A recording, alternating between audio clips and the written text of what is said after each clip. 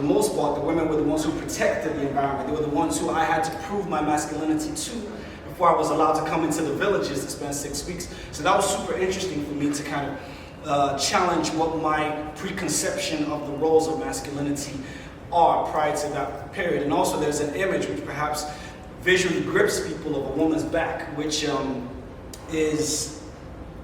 shows some signs of being whipped. And I think that image and just being present in that ceremony was quite challenging for me, but it was really interesting to explore what the challenges were for me. Because that was a ceremony that was linked to the rites of passage. So some images around that picture, if you have seen that, of young men just gathering around, painting each other's faces, and this guy jumping over a set of bulls that have been lined up. So that's a rites of passage ceremony before a man is allowed to go from a boy to a man in that particular village. He has to complete that ceremony. If he fails that ceremony, he gets banished for a year to become tougher and come back and retry the ceremony. So the ceremony, he has to jump through a set of 5 bulls, and if he doesn't fall down 5 times, then he becomes officially a man, and he can pick a woman in the village and he can get to marry her. But before that happens, the mothers and the sisters and the cousins, who are the female in his family, have to go around the village and get men to whip them as hard as they can, just to show how much they love and they support this guy who's about to do this particular rites of passage ceremony. At first, from my Western ideas, I thought, wow, that's so wrong. You know, why are the women the ones walking around having to get beaten for this guy to complete this task? But then what was super interesting is my association with blood and scars equal pain. But in this society, seeing women dancing around and getting themselves whipped and laughing and singing, that just didn't compute in my head. There was a juxtaposition going on. How can there be so much blood and pain, but equally there's jubilation around this feeling? There's a lot of questions around how much of that is socialization, how much of that is pre-taught behavior, all of that. But what really was so pertinent to me was coming back into this society and realizing that how different is that to us as men and the society we live in terms of some of the sacrifices that have to come with the rites of passage that happen in our society. So I take, for example, a lot of the boys that I work with, some of them in the criminal justice system, and I think about how many of those boys, through a rites of passage, which you can define some of the things that have led to most people being in that situation of being in prison as a rites of passage to kind of prove their masculinity. They've had to do certain things, perhaps things on the other side of the law to prove that I'm not a boy anymore, I'm now a man. I have to put food on the table. In that case, I've chosen to do particular things to do that.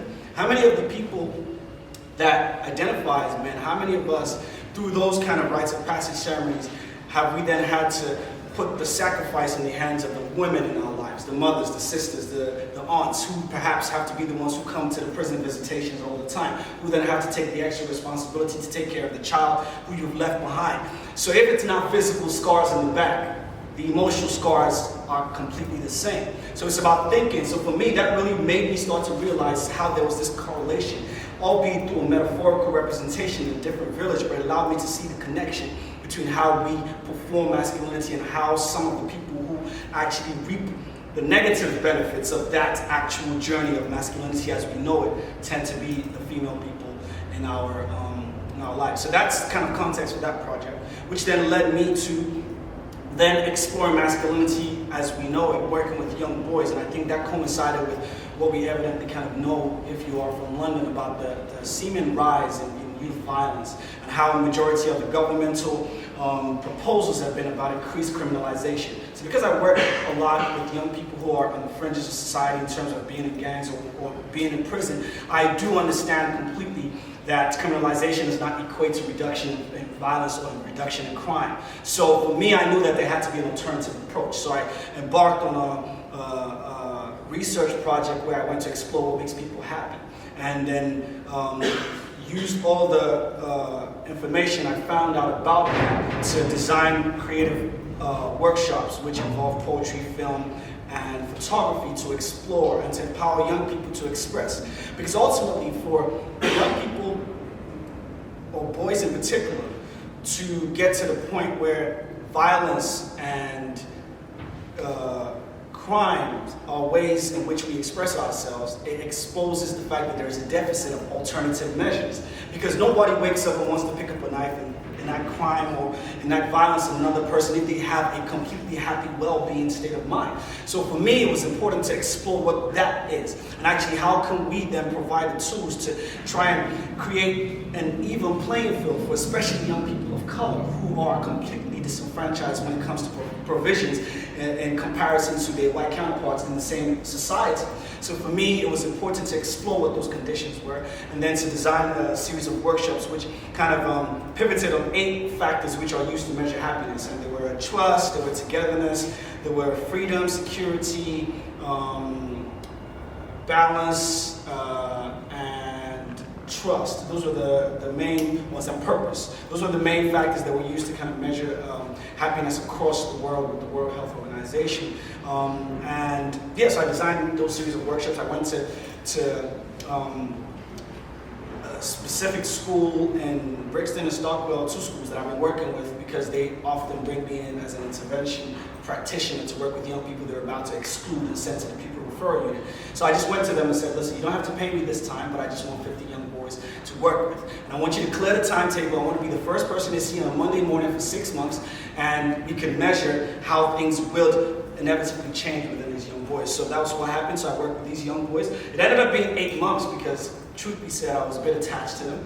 But also I think I realized towards the end of the project that it was important to also provide a platform to upskill these young boys to become peer mentors for the rest of the young group that was coming. As much as it was great for me to feel like I was the one making this direct impact with these young boys, but I felt it was more important to provide the tools for them to be able to do that for themselves moving forward, because it's not sustainable as a model for me to be the person that will continually provide this space for that to happen. So that's why it ended up being an 8-month project. And then, yeah, so the videos kind of just summarize the exhibition, because as part of the project, I provided cameras for these young boys to go into their own lives and to document, to give insights into why they trust or they don't trust particular people.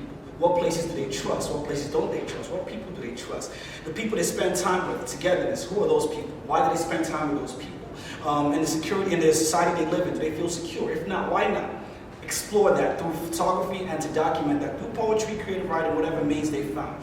And so all of those images were then exhibited in the Batsy Art Center, of which those series that you see there are just a very tiny subset of the actual exhibition. And then a poetry album also came out of that, which was a response. We had a lot of discussions, and those discussions fed some poems that I wrote, and then I'll take it back to them. We'll discuss that. We'll explore so many themes, and so that's what formed the Boy on a Bike album, which the second piece about the Boy on a Bike was documented there. And that, just to give a little bit of context about that particular piece, that is my own experience of growing up without my father and not still knowing how to ride a bike today, and how so much is attached to the idea of every time I see a bike, it reveals to me the void that exists in my life as a child, and how that is something I've carried for so long, and so much pain and so much is attached to it.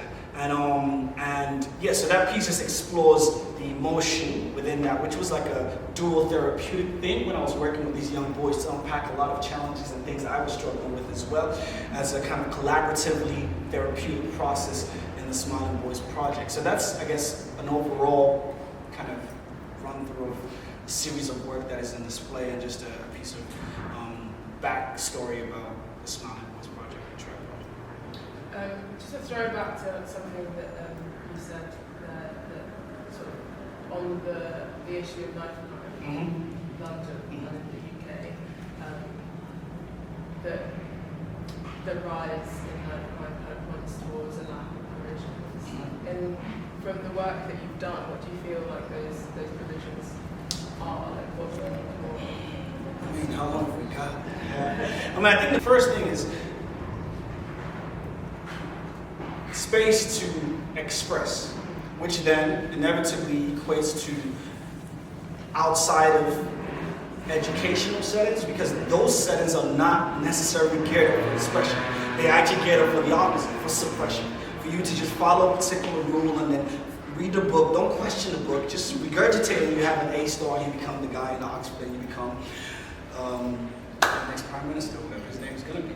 So that's ultimately what school is meant for. So to create spaces where young people are allowed to just express, to ask questions, to be rambunctious, to be like, I'm not sure if this works out, let me try something else. I have this energy, what can I do with it, right? So often those spaces have been historically youth centers, and I guess other extracurricular, non-defined spaces where young people can exist in the wholeness of themselves. So that's the first thing that I feel like is important as a society to kind of reintroduce or to consistently find a way to fund those things. Another thing is to allow young people to feel like they are valued. So a huge part of what we explored around democracy and civil society, how much of their voices do they feel is actually being listened to? So a particular anecdote of this particular school, they have a rule in the school: do not walk on the left side of the stairs. If you do, you get a detention. And they said, we were doing this exercise, and I said, what rules would you scrap and why? And they said that rule. And I actually thought about that, and I asked the teacher, why do you have that rule? Because if some kids are actually consistently getting detention for this rule, and because they consistently get detention, you label them as a troubled child, and then they think, well, I'm troublesome, so I'm going to always walk on the left-hand side. So you have predetermined someone's pathway by just a rule that maybe has no context to it. Why the left, not the right side? He probably asked the question and he gets thrown in detention. So for me, actually having spaces where young people's voices could be listened to, because he's asked the question before, why the left and not the right? The teacher says, well, that's just what it is. If you keep asking me, I'm going to throw you in detention. So to have a space where young people's voices actually can be listened to and actually count equally as much as old people's voices, whatever that is. That's the second thing. I think the third thing is to create the space for equality and provision. What I mean about that is, we look at, when we talk about masculinity and we talk about empowering boys, we look at everything in a very kind of unilateral way. But I think that's the problem that I find, and that's when we talk about intersection, the bit where being black and then being a boy is totally different from being white or being a boy. And if we blanket find a solution for all of that, is going to do a disservice to one group, not the other. So for me to find specifically fine-tuned intervention practices that speak on the disadvantages that are to particular groups over other groups. And that's why I think this project for me was super powerful in my learning, that actually the fact that it was super successful was because I visually mirrored the group that I was working with. In terms of experience, in terms of the ways that I grew up, in terms of how I identified, for the most part, they looked at themselves in me. So I wasn't this guy that was completely unrelatable to.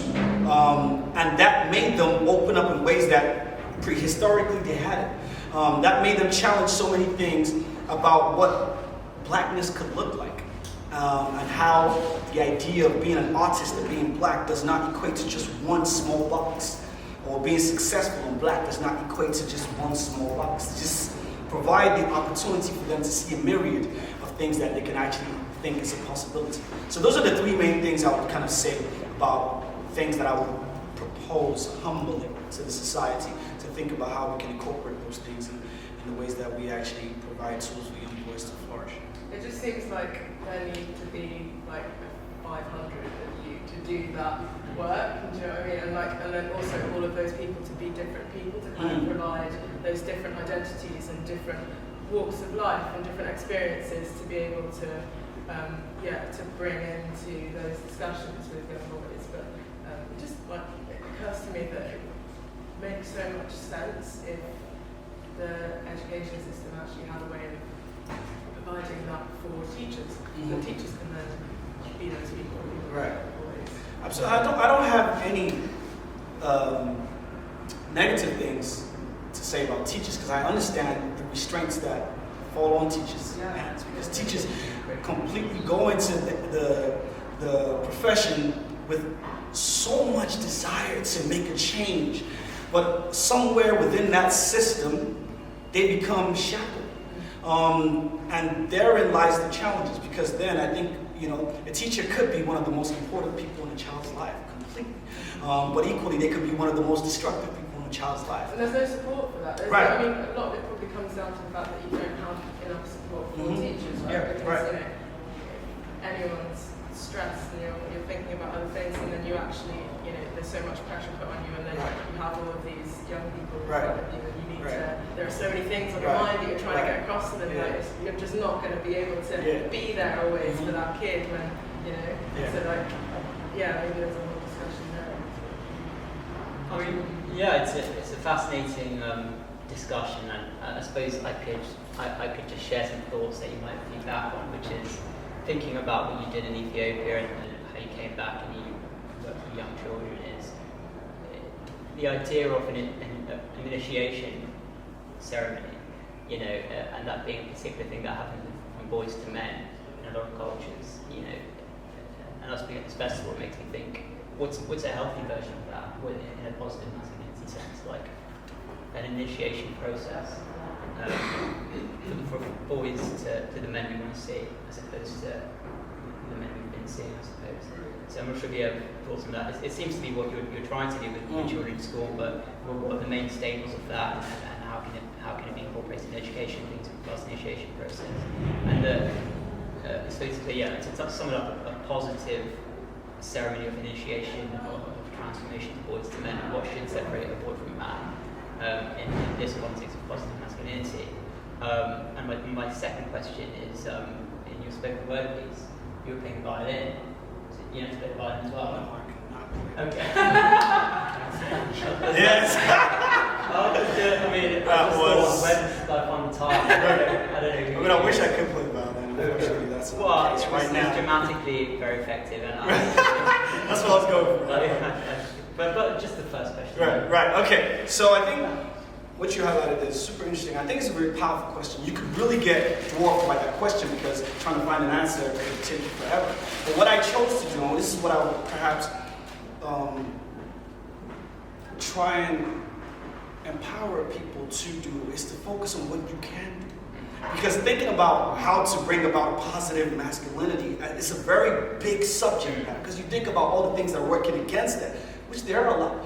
But one of the first things I would say is think about what we can do. I mean, for example, not meaning to point this out and put you on the spot, but what Good Lad Initiative are doing is exactly that. Actually providing a space for young men to speak to other men, right? And to actually provide the tools for them to say those things that they would feel like they're chastised when they say outside anywhere, right? For example, I kind of said this yesterday or the day before in a panel. After working with these young boys for 8 months, the last day I told them to let's recap some of the things that we've explored. And we talked about, we explored that as a black person, we can do anything that we want. We've learned to interrogate our friendships and why we spend time with people. We've learned our relationship with money. What's that based upon? Does that mean that we're everything? We've learned to not judge people for their color, for their race, ethnicity, for their religion, but not their sexuality. And I was like, okay, so in 8 months, you said all these other things, but specifically not sexuality? It's like, yeah, because we just don't rate gay people. And I was like, why? And it was like, do you know any gay person? It's like, no. It's like, well, I'm gay. And it was like, no. They lifted their chairs. They were like, nah, I can't. You're gay, man. Everything you said to us, now we're just gonna bin it. I was like, for 8 months we've been working together. You have this relationship with me as a person, and because of this idea that I've told you that I'm gay, what has changed in all of that? It's like, yeah, nothing gay, but still, man, like, wow, I told you some deep things. It's like, what? So because I'm gay, you couldn't have told me deep things? It's like, yeah, but I told you about girls, man. I was like, yeah, but does that mean that because I'm gay, I cannot understand that? So anyway, at the end, I had to be honest and say, okay, I'm not gay. And it's like, phew. I was like, well, but that's not the point. The point is, I could have been gay. And the point is, that would have challenged everything you know that you thought you knew about a gay person. Because that's not any different from what I could have been. I could have been. But the point is, I'm just not. But that's the whole premise. For them to then explore that in a context where they could have said all those things, which were homophobic.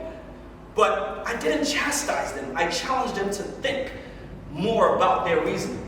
And that actually is what sows more seeds. And then they start to challenge their own circles. Because then I gave them statistics. And I talked about what they think the biggest killer of men is. And most of them was like, they're stagnants. I was like, nah, that's not even it. Most of it is people taking their own lives. And actually, what are the conditions that you think create that that environment for men to take their own lives, and it was like, yo, maybe because they don't have people to talk to. I said, yeah, that's also it, but there's a lot of men that don't feel like they can open up and be themselves around other people. So for that reason, they hold this thing in for so long, and then they end up taking their own lives at some point. So if you think that this environment and this vibe you're given about homophobia, if you think somebody in this classroom could be one person down the line that doesn't feel free to talk to you and tell you that they might be exploring their sexuality and they end up taking their own life, how would you feel about that?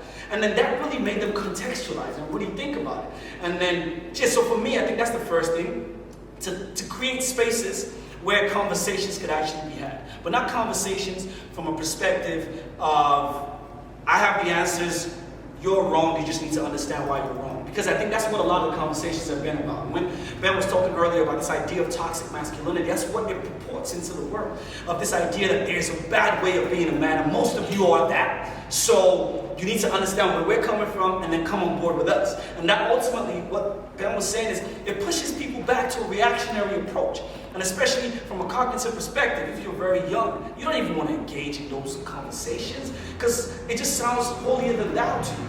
You know, so for me, I think providing a space which is stripped away from this idea of, you know, this hierarchy of knowledge, of just a space to explore, because I think that's what boys really need, a place to explore. On that as well, like the language is such a barrier for Right. so many demographics Right.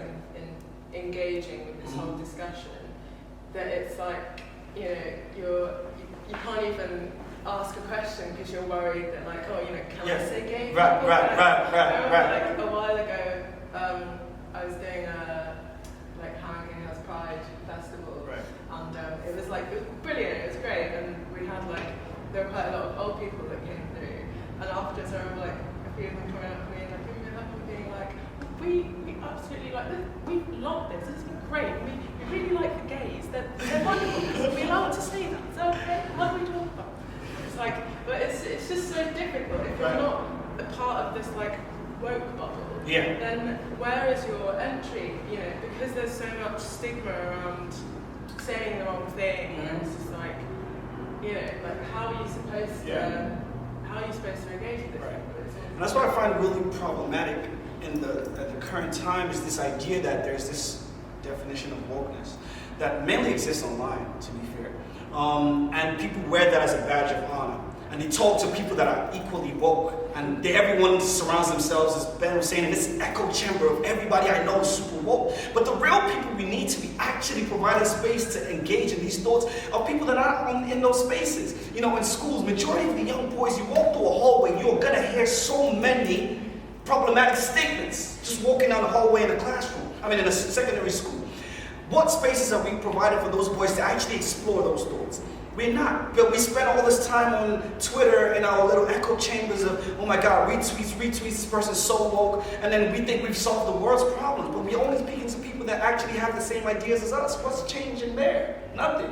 So, yeah, that's my thing, to try and find a way to provide more spaces where young boys, in particular, are allowed to actually express themselves in ways that allows them to find themselves more, express themselves honestly, and then maybe within that to challenge them to explore a different way of being. We could go on and discuss it, but we have for ages. But does anyone have any questions for Kay that they'd like to ask? Yes, Pal. So you said you're tackling this, or you're helping to sort of tackle this problem through photography, filmmaking, poetry. But I'm just wondering, how receptive were these young boys to that at first? Just because I know, when I was younger, if someone came in and was like, "Let's write poetry," I wasn't a particularly troublesome child or whatever. But that's a young guy. It's not a thing that you do with it. I mean, the thing is, as Hannah was saying, it's in the language. I never used the word poetry. Never did.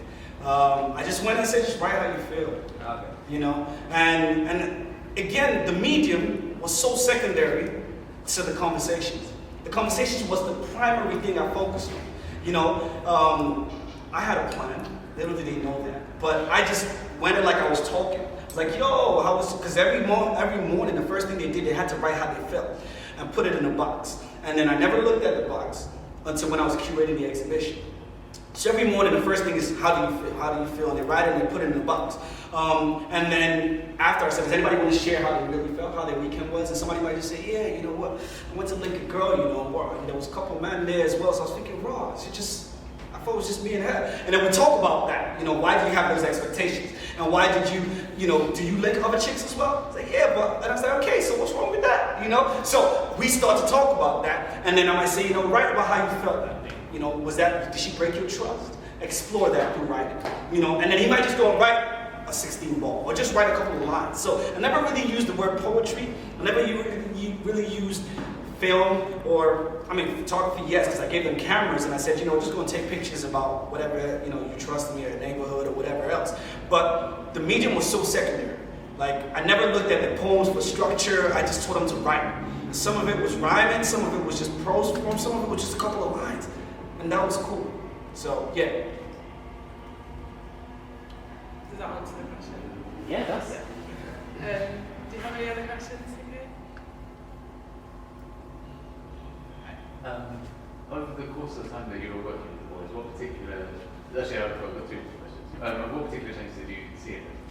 And then, so I do some volunteering with that as well. Yeah. And when we have the conversations with the boys, one of the things that's the hardest thing to bridge is like the gap between the kind of world that we talk about wanting to create, and which often you can get them to say, yeah, actually I would prefer the world to be like that, Right. and the real world that they live in. And where they sort of go, yeah, that would be great, but no, I can't do that. Mm-hmm. That's impossible in the society that I live in. I have to behave in this way. Right. Did that come up at all in the work that you were doing with them, and how did you? I see a resistance or pushback with this idea of the world that they feel like they want to exist in, which is different from the world that they're in right now. I did, which is super interesting because one of the factors that impact on happiness is money and wealth. Not having it, but it's having the freedom that comes with having it and the things that you can do. So one of the questions I posed to them was, how easy is it for anyone in this room to make 100 pounds? And then they had to talk about it, write that down. But actually, what I didn't say is, in this group, there was one white boy who specifically asked the teacher, can I join this group? Right? And even though the group was specifically meant to be for young people of color, I was like, yeah, you know what, you're enthusiastic, join the group. So, but what it did do though was really incredible because it allowed for this shared perspective. So in that group, everybody was like 100 pounds, yeah, you know, I'll get a couple squares. And then beginning, I was like, what's squares? And then they schooled me, you know, credit cards, man, okay, man, I just get some numbers, send it to my boy, and he's gonna give me some money and I'll get 100 pounds quick. And then this other guy was just sitting there thinking, well, I'll just ask my dad. And they was like, well, dad's gonna give you 100 pounds. I was like, yeah. And then everybody was reeling out really complex criminal activities, you know? Like I'm talking about stuff that I was like, wow, you can do that real quick. That'd be great. Like I'm telling you, like stuff that I can't even repeat here, you know, as to how they would get 100 pounds real quick. And this other kid was, I'm just gonna ask my dad. So it was super interesting. Then when we were talking about the impact of money or the choices that come with having money, how that impacts them. So we talk about how much of the relevance that we put as a society on money and how maybe we should kind of reframe that. And some of them talked about this idea that I wish I could. But when I go home, like my mom is the only one working. If I'm really trying to not be to bully the school for just having Dunlops, like I need to find another way to be able to buy some Max King. You know, so I would like to aspire to be that way, but right now it's a little difficult, you know. And that's the interesting thing about the idea of creating space for young people to be honest, you know, because he said to me he had a desire to, but his present situation doesn't make that easy for him. Because there's a guy on his block who he just needs to move a pack for him, just to ride his bike and just take a couple things down to the next bit, and he's gonna get a couple of beats. But the real important thing was getting him to understand the consequences that come with that, and to understand how else they can find alternative means of making money that is not gonna put their life and their family's life in jeopardy. And that's a long-term work, because it's not just gonna turn around next day and say, no, I'm not moving that pack anymore. But he would start thinking about it. And that's the first bit. So for me, there were a couple of moments like that where there was this sort of resistance and this idea of what they want to aspire for. So for example, in one little session, a young boy said to me, just out of the blue, just said, Kay, you know what? I used to dread coming to school on a Monday, you know, but But now, like, I'm so excited on Sunday evening, just thinking I'm going to come into class. The first thing I'm going to do is just be here with kids, just talk about all the things in our mind. And everyone's always like, that's gay, man. And he just looked at her and said, why is that gay, man? And then they had this conversation about being able to express emotions is where they should aim to be. You know, that him telling Kay that he feels that way shouldn't be something that you should think is gay. You know, and that to me was just like, whoa, my job here is done. You know, so yeah, there are moments like that where there's that resistance still, but the space that was created enabled them to be honest and to interrogate those reasons further. So I hope I answered those questions. Yeah, great. Do you have any other questions? Another. No worries. So yeah, like I was still saying maybe like 500K, probably more. But do you find that there's pushback to what you do from schools? Because there's almost a sort of, people kind of forget this. People like to be in groups so much. So people like in different schools, they teachers and the head teachers and stuff. They it's almost like their team. They're like, oh, this is Team St. Joseph's. We don't need any of that. Yeah. Do you find there's a lot of pushback to what you do? And if I'm sorry, sort of second part to this. How do you sort of fight this? How do you like convince them that they need help? I think the straight answer for sure is there's a huge pushback. And what I guess with this project, the model that I chose to engage with was the model that I went for funding.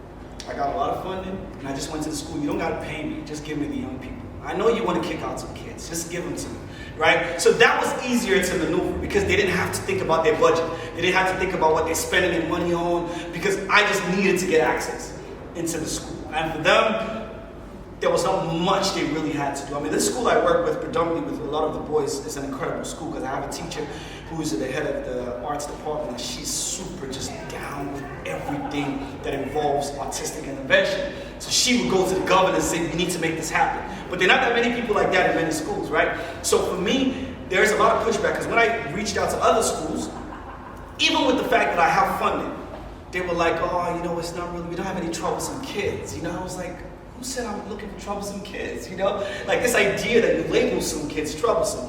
Every young boy needs the project. And also that they have to get to that point. Right. So there's a lot of denial around schools because a lot of schools have this reputation of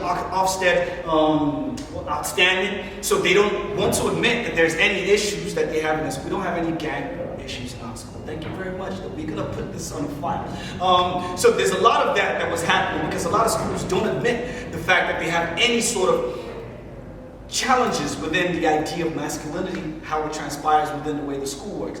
And then, so I think there is a lot of pushback. And there's some schools that I go into, you know, and then I don't get the free access. You know, they want to merge it with a PSHE or RE thing. And I'm like, no, this is a standalone. We're gonna have to work on that one. So there's a lot of pushback, but I'm very, very determined. So I just sit in front of teachers and governors and just really tell them about themselves and just really say, this is not gonna work. Like I know, I walk through this hall and I can feel the shackles. So you are denying what is happening in this school. And you know, there's a lot of that's why reports are good. There's a lot of evidence to show that this is something that is really important to happen in school. So after a while, you know, they tend to kind of come around the side, but it takes a lot of work and it's quite exhausting. But because I guess I'm very committed to this work that I do, I kind of take on the exhaustion a little bit. But yeah, so that probably answers your question. Yeah, it does. Yeah. Do you have any more questions for anyone? When you went into the schools and you met with the boys or like the kids you helped out and stuff, if you ever got like a negative reaction from one of the kids, or if they didn't take on what you had to offer in a positive manner, how did you deal with that? That's a good question. I mean, the first thing is to just break down that sentence a little bit, because I didn't go into the school to help the kids. I went into the school because I was trying to explore masculinity within myself. And so the whole project, the album, is me talking to the 13-year-old version of myself, trying to think about all the things that he was struggling with and how he needed certain things. So for me, it was a mutual process. I didn't go in there thinking I have the answers, I'm going to give you all these positive things, you need to take it on board. I was just going into the school to engage with young boys. So I didn't have a premeditated, like, you need to have this at the end of the sessions. So I think that made it easier for me, because again, I understand that with every behavior that's challenging to me, it's only because it challenges something about me. So if a young person comes into class and says, I don't want to listen to this, like, only my ego will make me feel challenged by that. And I need to deal with that. Why do I feel challenged by that ego? Because that young person is only just honestly expressing themselves. So when I learned that, I learned to remove myself from reactions. So if a young person is exhibiting behavior that's challenging to me, I take a step back and I think, why is this challenging to me? And actually, where can I meet this young person in a way that allows them to express themselves? If you don't want to be in this session for the next 45 minutes because you just want to walk around, I'm going to ask the teacher, is it okay for him to walk around and come back in 45 minutes? And then the next day he just comes back thinking, okay, that was great that you did that for me, So that's kind of the approach that I went with, to try and meet young people exactly where they are. And then actually maybe at some point they would think, this person did that for me. I feel valued. I feel worthy. So maybe then I'm going to pay more attention to what he's saying the next time. And that's kind of how I looked at it, because I had a long-term approach, to try and dissociate my ego from my practice. And that's kind of what perhaps helped me in trying to kind of circumvent or navigate moments that were challenging to me. It leads to the question of often of how teachers deal with young boys in schools. Just growing up, going to a state school, growing up, there's countless situations almost every day where a young boy is being a bit stubborn and the teacher reacts like with her own or his own ego, and it kind of escalates and he gets chucked out of class. And as you said, it's kind of puts him on the hard road out of school. So that leads into a whole question of how teachers could change their practices and when a difficult student comes in. So that's really interesting, and we could discuss like teacher training programs and things like that, because I think it's challenging really for teachers who come in and they've got these young kids who are just not going to listen that day, and what can be handled differently other than just kind of chastising them and like chucking them out of class, detentions, and those there or little bars. And that's an interesting thing to think about as well, as to how you handle young boys in school. And that's just my life approach with everything. If anything challenges me, I take a step back and take my ego out of it. Why am I challenged by that? Right. And remove that person out of it, because I take responsibility. That's what it is. And that's why I try to teach the boys. If somebody's out here trying to jack you, the first thing is to find your own safety, run away, whatever you need to do. But then step back and think, actually, why did that situation challenge me? Is it just the fact that I didn't want to be that guy that goes back to the state? Everyone's like, oh, that brother rubbed you. And what actually about that is the problem? Or is it the fact that you had only 5 pounds? Or is that the only money that you had? And to really start to think about things much more from a perspective of understanding where your ego interplays with your reaction. And that's what I tend to do in my life. In every kind of situation, I might have situations where there's a racist kind of confrontation. I take my step back on my ego, my reaction of what I really want to do, and think about why does that really challenge me? And actually, what is it about me that I need to work on, as well as identifying that some people also need to work on their own stuff. But the only thing I can change is my own actions and my reactions. So that's what I tend to do in most situations.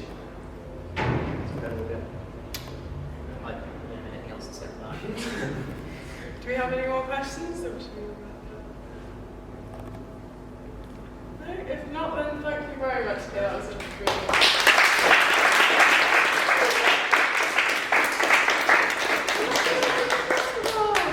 it's been like an absolutely amazing 3 days full of everything and anything. And I'd like to thank everyone who's been involved in this. It's been a huge passion project for everyone. So round of applause for yourself.